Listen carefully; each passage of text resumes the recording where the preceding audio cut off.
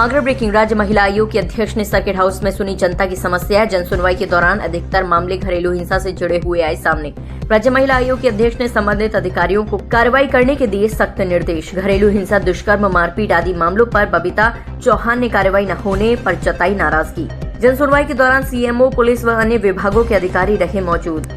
देखिए, क्योंकि बहुत सारी आपने देखा है कि यहाँ महिलाएं आई हुई है, सारी शिकायतें तो बहुत सारे फील्डों से शिकायतें हैं, जैसे कुछ जिसमें अगर कहा जा सकता है कि मोस्टली तो घरेलू हिंसा के ही हैं, जितने भी ज्यादा हैं उसमें तो आ रहे हैं यहाँ सब उनसे संबंधित सब जितने भी क्षेत्र है यहाँ उनके सब थानाध्यक्ष यहाँ बैठे हुए हैं हमारे साथ, सारे उनसे संबंधित सब अधिकारी बैठे हुए हैं, लेकिन सारे क्षेत्रों से हैं थोड़ी थोड़ी प्रॉब्लम जिसकी भी है,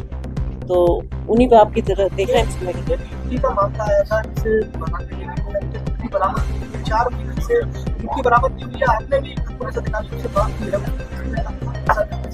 देखिए, क्योंकि मेरे संज्ञान में वो अभी मामला आया है और उसमें वो अब से नहीं है, वो काफी दिनों से वो प्रकरण चल रहा है उसका कि उनकी क्या प्रॉब्लम है। तो अभी मैंने वहाँ के थानाध्यक्ष से भी बात की है, उन्होंने भी मुझे बताया और उसमें कहा है कि मैंने जो भी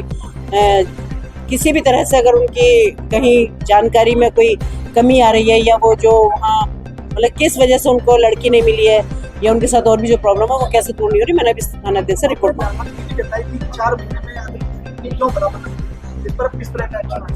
अब उनका कहना कुछ और था कि वो लड़की को लड़की का चाचा बेच देता है, बार बार ये होता है पर मेरा मानना यह है कि बार बार कैसे बेच देता है, जब वो एक बार जाके भी वापस ही नहीं आई है तो लड़की को कैसे बेच देता है। तो मैंने रिपोर्ट मंगाई है उनसे, वो रिपोर्ट मुझे देंगे तो मैं आपको बताऊंगा। वो मामला ये है कि एक लड़का है घर में, वो नालायक किस्म का लड़का है छोटा, और उसने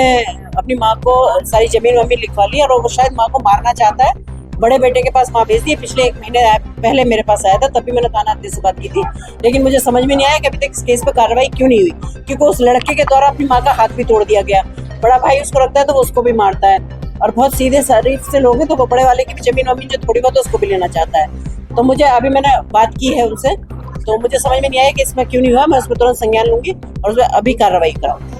देखिए, बहुत सारे हमारे जो भी हमारे पहले महीने की जैसा भी कोई नए हमारे ऐसे चीजें हैं कि जो हमने नया लागू करना है, वो योजनाओं से संबंधित, लोगों को लाभ दिलाने से संबंधित वो चीजें इतनी हैं, उसके बाद में रिपोर्ट ली जाती है। तो मुझे लगता है कि पिछला जो भी था वो सारा काम हो गया। अभी जो नया काम है, जो कुछ हमारा सीएमओ साहब से संबंधित था, जिसमें एक तो ये अभी हमारे पास निकल के आया कि जो आकस्मिक जितनी भी घटनाएं होती हैं उनका जो मुआवजा टाइप मिलता है, तो वो लोगों को जनरली नहीं पता कि सरकार हमें कितना, जबकि मैं कहना चाहूंगी कि सरकार का हर फील्ड में हर किसी के लिए कुछ ना कुछ उसमें है। तो अभी बताया उन्होंने कि थाने से कि भाई अगर ये सारे बोर्ड वोट लग जाए सारे में, ये हमें पता चल जाए कि किस विभाग से कौन सा किस व्यक्ति को हम सहायता कर सकते हैं, तो उस तरह की सहायता अगर का जानकारी लोगों को होगी या उससे विभाग से संबंधित उनके वहाँ नाम और नंबर लिख जाए,